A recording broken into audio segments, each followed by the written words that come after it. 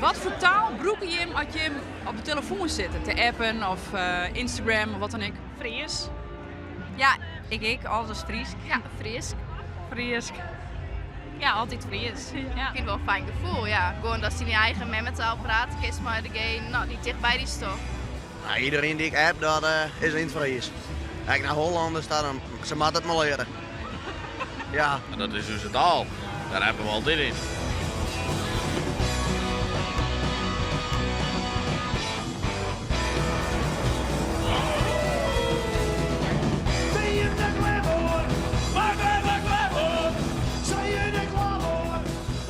Wanneer is een taal klaar voor de toekomst? En wat of waar is daar vernedig? Bepalen de traditionele instituten de oerheidsregels en wetten?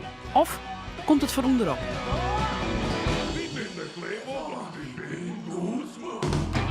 Dit.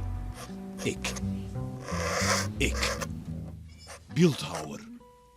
Wittend vooruit. Die lampen vol licht hier te letten. Want aan de ene kant... Tresor docht oude gedichten een nij visueel jaskoen en brengt sa poëzie bij een breder publiek. Online worden de Friestalige memes in rap tempo deeld en lijkt, vooral door jongeren, omdat ze grutsk binnen of om haar vrouw lieds en dichtbij te houden. Een meme is eigenlijk gewoon een internetgrap. En dat kan een video, plaatje of een gifje zijn. En een gifje is eigenlijk een geanimeerd plaatje, waar geen audio onder zit. Dus het is even een heel zwart-wit, simpel uitlijn wat het verschil is. En een meme kan uiteindelijk alles wezen. Het is eigenlijk iets waar je om lijstje kennen, maar dan online. We hebben je vroeger een grapje verteld, dan liet je het in een meme zien. Oké, dan gaan we jullie nu even leren tot 3 tellen in het Fries. De Hoenekop bestiert het hier 10 hier en had fans in alle leeftijden. Zij had daarmee, bewust of net, invloed op de taal willen en belibbing. Ja, dat is gewoon lachen. Iemand wat rijden, ik die snijden en toen is een bruinwerker en dat wie natuurlijk... Die ging zelf bij het noemersmeidje al de grootste willen. Zo van, ja, dit zei je toch net. Wie wordt het door? En dan, godverdomme, bier moet er komen. Dat zit dan in het noemen, maar dat had er niet met de meidje. En dan, ja, altijd een beetje de filosofie gewoon zo van, als we er zelf om laten moeten, dan is het goed.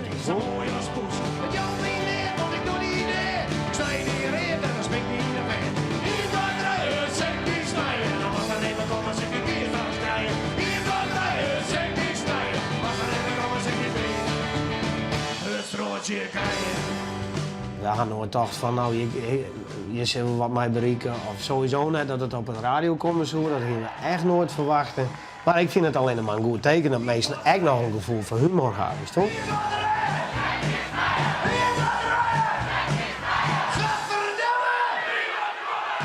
Ik woon het Fries en ja, hoe je bent in het dagelijks leven, soms een beetje roeg en nou ja. Oh, je bent altijd dronken en altijd voor geweld. Nee, dat net soms. Nee, dat valt daar. Ja, ze ben gewoon, zat ze binnen en dat ben wij ik al hier, dus waardoor is net oors voor dan dat we binnen. Joet rint het laaie wetter mij te tijd.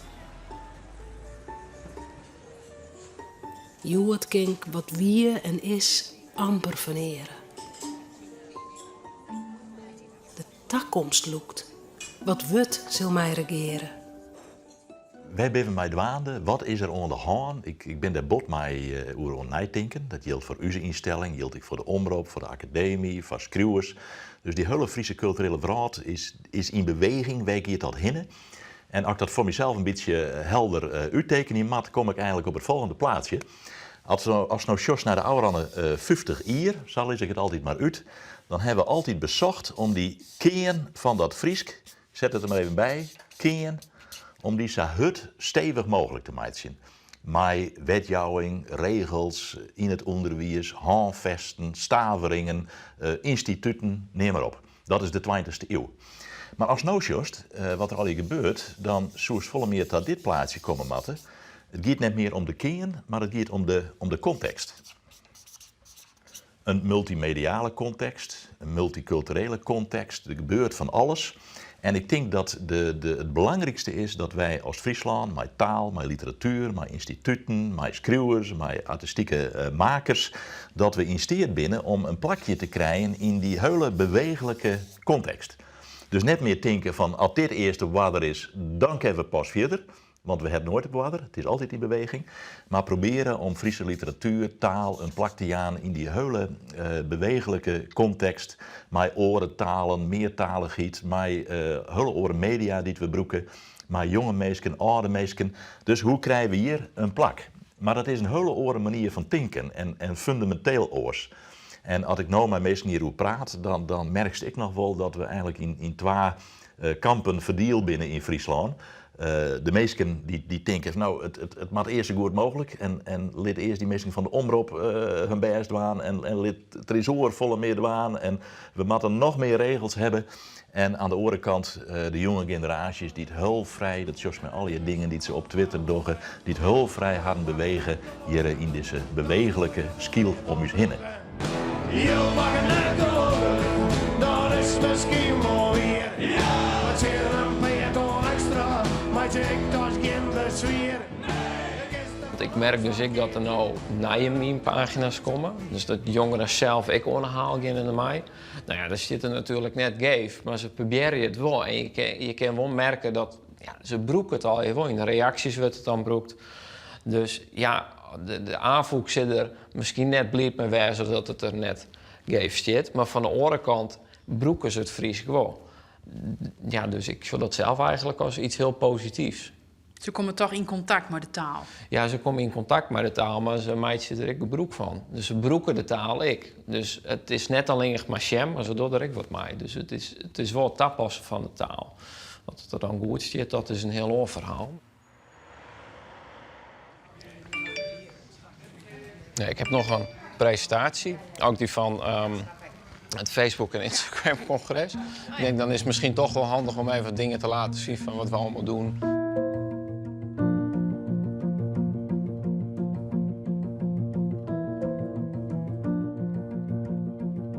Bij onze memes gebruik ik eigenlijk altijd mijn moeder als voorbeeld. Als die erom kan lachen, dan kan hij op Facebook, want dan snapt ze hem.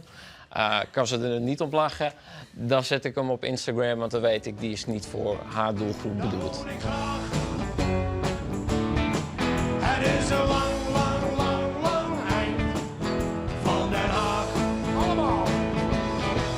De mode van de jaren 80, dat vinden wij hier prachtig, want dat is bij ons nu pas hip.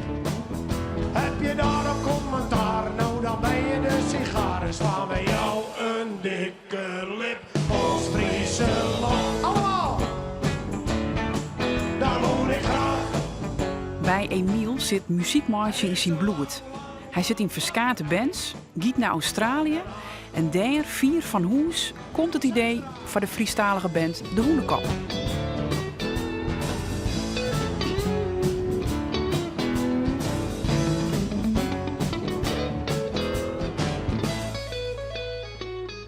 Omdat ik 4 van Hoes, dan krijg je toch wat meer waardering voor West-Wijkomst en de Friese taal. En ja, dat is dan toch wel bijzonder. En dan praten mijn oren mensen over van, nou, I'm from Friesland. Where is that? En dan zei ik van, nou, that's a small country between the Netherlands and Denmark. En komt dan wat in gesprek en dan zei ze van, ja, but is it an island? And no, it's not an island. It's attached to the Netherlands. En dan zei, but is it part of the Netherlands? En dan zijn we altijd, yes, it's part of the Netherlands, but we're still working on it.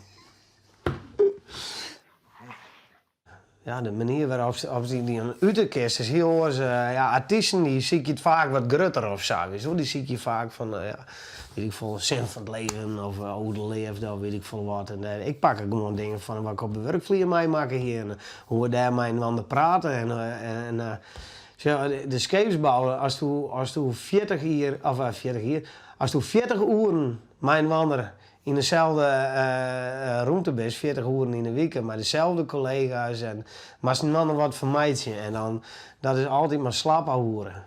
Zo slap als mijn kist en hoe dan denk je vermijden.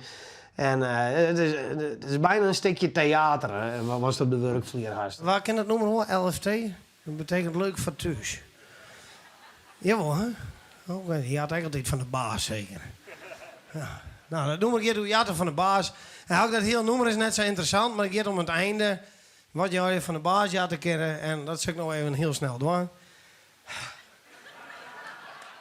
Bronnenbril, verfblik, een domme kracht, een laadspreker, zoeker, kondies, kettingtaak, schimmelmiddel, lampenpet, sleepskief, een harkbak, bokkenboord, Stanley Meijs, batterij, een laaskap, accolade, sleutels uit, skietpapier, keukenrollen, afwasmiddel, koffiemok, antivries en multispray, LFT.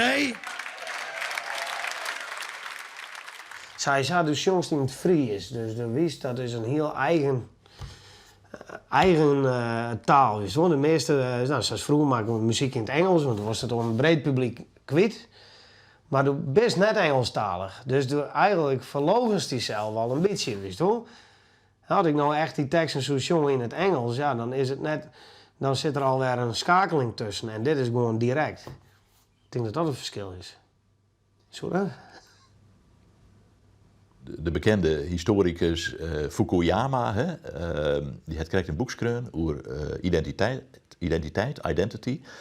En die zei, identiteit is toch het streven naar respect, het streven naar erkenning. En dat kan een hele druwende kracht wezen, dat kan een hele grote creativiteit uit wij komen. En ik denk dat dingen als hoenekop, maar was nu ik in al je oren, farmensjost waarin jongeren het viske broekt, dat aan de ene kant heel creatief is, maar haast een roep is om respect voor de eigen taal en wat ze binnen. We gaan naar heel tijd grotere verbanden, daar, Europa enzovoort hinnen. En men wil toch hard vast hebben in de eigen omjouwing. Ankers in tiert en romte om je hinnen.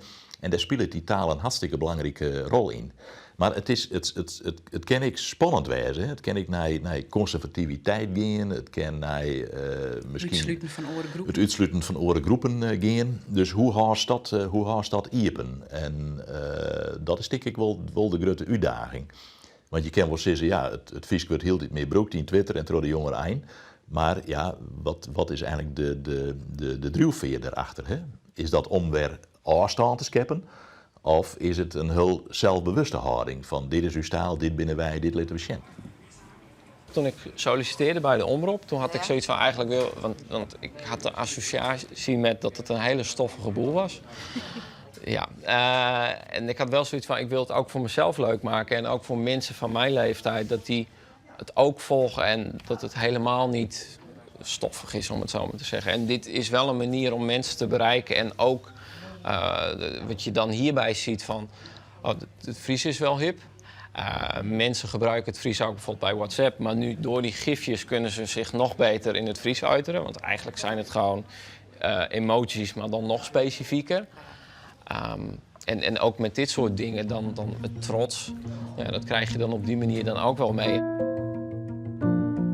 Nou, ik denk wel dat je op deze manier, maar dan heb je nice memes, dikke gifjes, dat je de Frieske taal, dat is hetzelfde, dat in Office straks het Fries komt, het Widdeboek en al dat soort dingen, dat het Fries wel modern inzetbaar is. Dus dat je in WhatsApp, waar normaal gesproken een Engels schriftje sturen, kan je dan een Fries schriftje sturen. Datzelfde geldt voor Snapchat of Instagram, dat je juist Frieske woorden, broeken kennen, die aanstemmen binnen op het medium. Dus dat zorgt er wel voor dat het Fries breder inzetbaar is.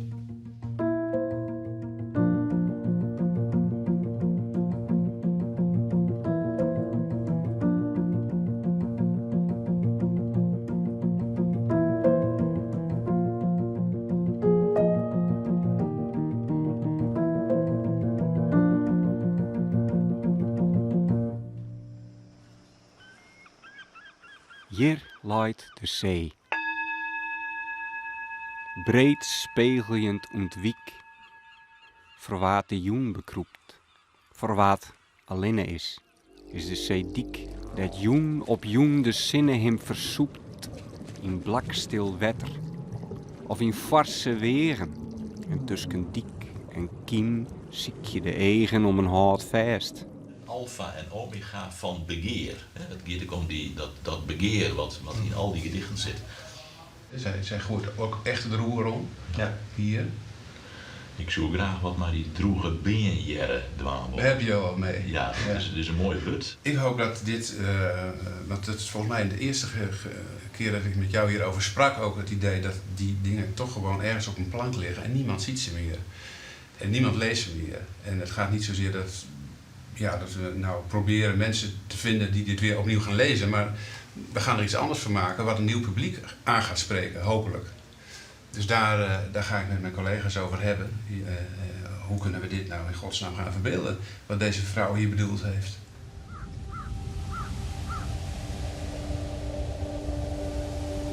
Juster heb ik mijn zuster naar de door uitvagen.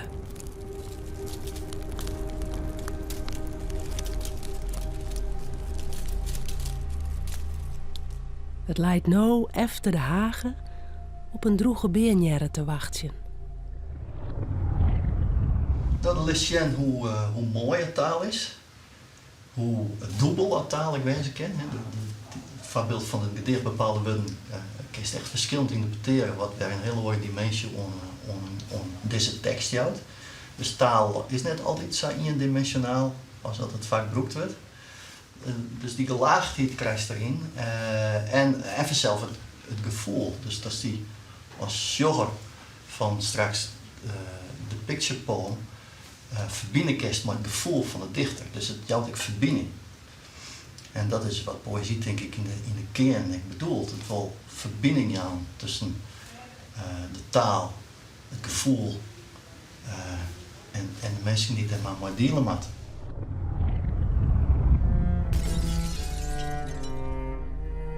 Daarom steen ik voor de glazen.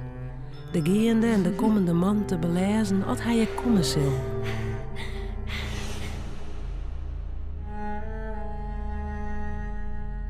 En jitte mijn lampen vol licht.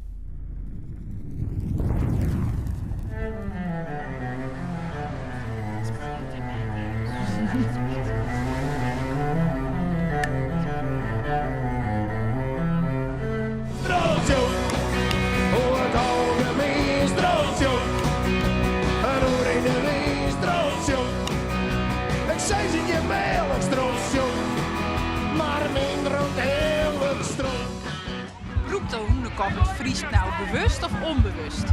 Ja, ze zijn er ooit mee begonnen omdat ze het leuk vonden. Ze vonden het wel grappig. En toen bleek dat het heel succesvol was. En toen ben ze daar maar teruggekeerd. Wat in de rode hooier in Nederland ben ik nog de enige met beetje verstaan. Ik kijk onderzoek die naar de Hoenekop en hoe die taal eigenlijk gebruiken om haarzelfs deel te zetten. En hoe zij het Fries gebruiken, dat spreekt een hele grote groep Friesen aan. Vooral jongeren, maar ja, eigenlijk van jong tot oud. Ik ben naar verschillende concerten geweest en als juist dat hele ben meer van zien, maar ik vaak zijn beppers van 20 liet alle teksten mooi zongen. Er hing het hier een keer die net een hutje is. Zo bot dat het amper te verwutjen is. En ik denk dat het al wat beter wezen zou. Op de hele brood, zoals mij wezen koe. Liesbeth had ik het taalgebruik van de Hoenekop onderzocht. Zij zucht dat de band het effect had dat ze de Frieske identiteit versterkje. En dat is een feit, behalve dan de keur van onze eigen scheid. Stroosjong! Ja, ik denk dat de invloed van de Hoenekop, naast mij, die heel positief. Het versterkt de sociale groep. Er is zelfs heel meer een tegenstelling tussen de Randstad en de periferie. Ik al hebben we eigenlijk gewoon hetzelfde terug internet. Hoe ontbreekt het dus al niet? Dat denk ik dat die tegenstelling is groot. En er is net zoveel eigen voor in de Randstad. En de Hoenekop versterkt eigenlijk ons lokale gevoel van trots over hoe wij binnen en dat dat goed is en dat dat accepteren is.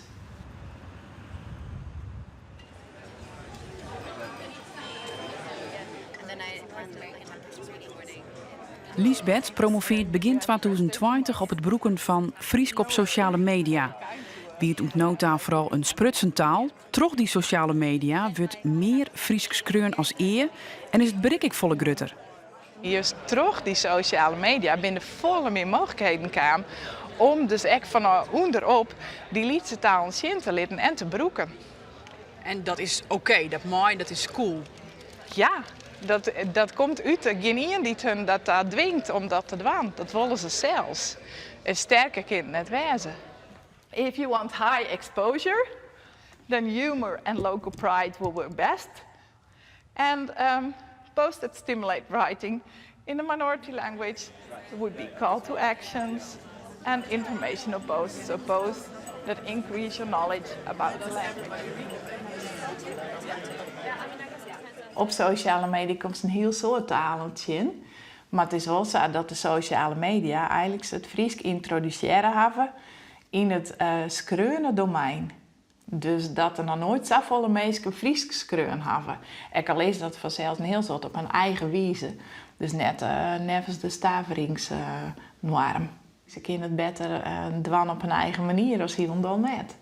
In het begin doe ik maar dit onderzoek begonnen wie de opinies van de mensen, van de Friese beweging, zulke dingen, zijn eigenlijk zo heel negatief over dat sociale media en dat ze allemaal wat dienen en al die flaters en het die willen omdraaien en dit en dat. Maar ja, nou, er beginnen wel steeds meer mensen in te zien dat het belangrijker is dat ze het broeken als hoe ze het broeken. Ik praat zoals ik praat en dat is het mooie van een hoenekop. En dan ging ik net en een keer uw nieuwe album monsterachtig nemen. Nee, dat is gewoon monsterachtig.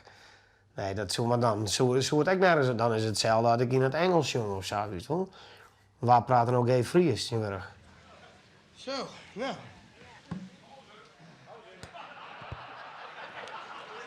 Ik ben op zeer jonge leeftijd verhuizen van Greenslaan naar Kolmenzwaar. En ik zit het nooit wegveerden. Ik kom daar bij het Squalleplein. En ik zag eens hoe het stek heen. En ik zag al die gereformeerde ratkapjes. En ik ga ze floppen. Ik ga ze skelden. En ik zag ze slaan als hinders. En ik denk, ja, ik ben aan de lul. Huh? Met mijn Gronings accent. Ik denk, ik ben aan de pispeel. Huh? Ik denk, ik ben aan de Patricia Pai van het Squalleplein, weet je wel? Ik denk dat ik een heel skoft het jonkje West ben wat altijd Nederlands praten. Maar dan wist we hoe het gaat, dat Friesen zeg maar mensen komen die ze net kennen. Dan kunnen ze heel snel overschakelen naar het Hollands.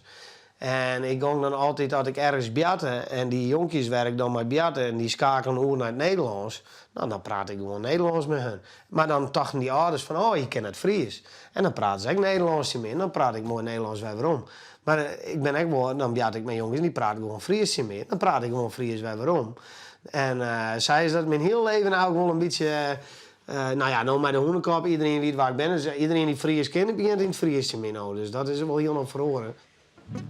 Ja, op het moment toen ik daar stond, weet ik niks meer. Als een heel lieds bang jonkie. Met angst voor het onbekende. Het is denk ik nog botter worden door de hoenekop, ja. En dat ik me steeds meer verbonden heb. We hadden ook een nummer op ons nieuwe album. Komt in oktober uit. Maar, dat meestal uit knip, ja, dat is een grapje. Maar, nou, had ik nou ook een nummer over Friesland. En ik wil nooit naar uit Friesland wij. En ja, dat is nou ook wel zo van, door rekken steeds meer verbonden met wij als wenners.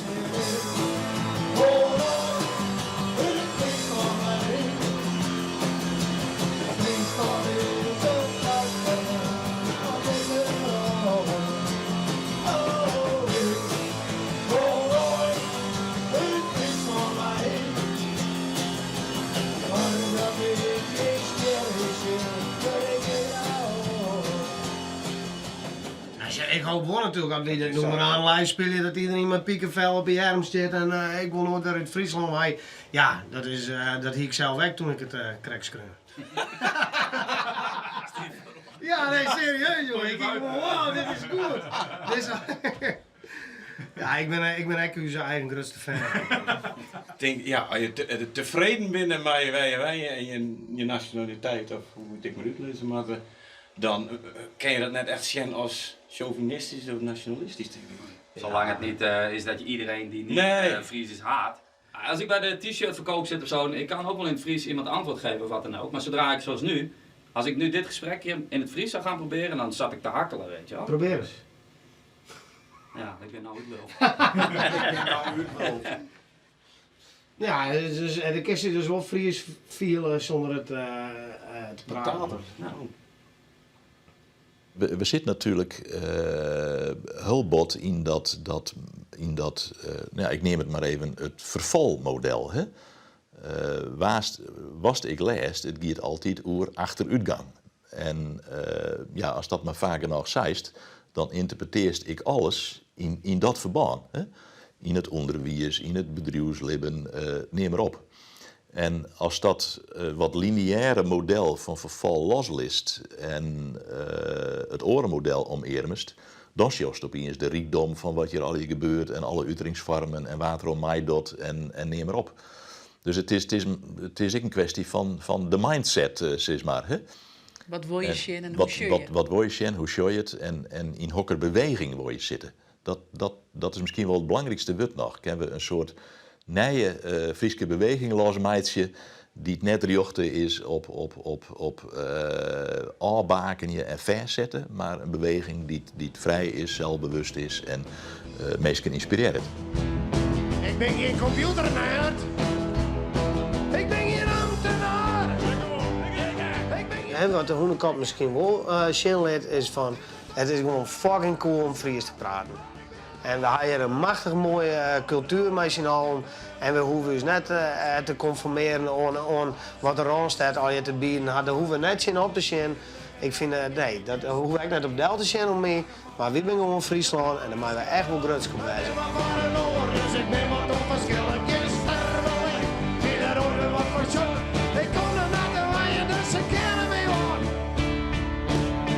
Ze kennen me wel hartstikke naar deur vallen. Want ik ben een roeghouwer. Mensen, hartstikke bedankt.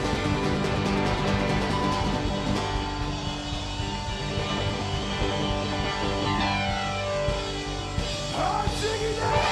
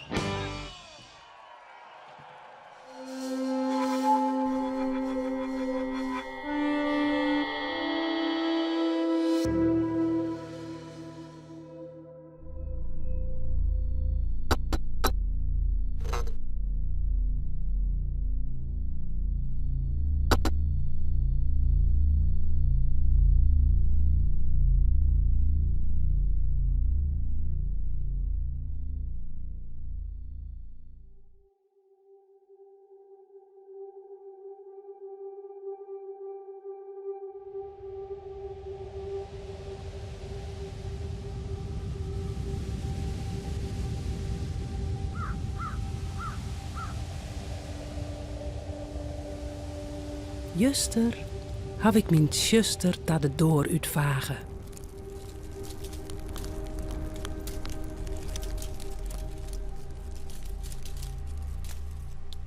Het leidt nou efter de hagen op een droege beenjerre te wachten.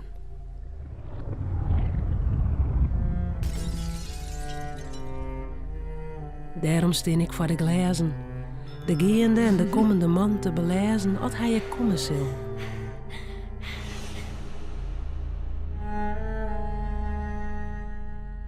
En jitte mijn lampen vol licht.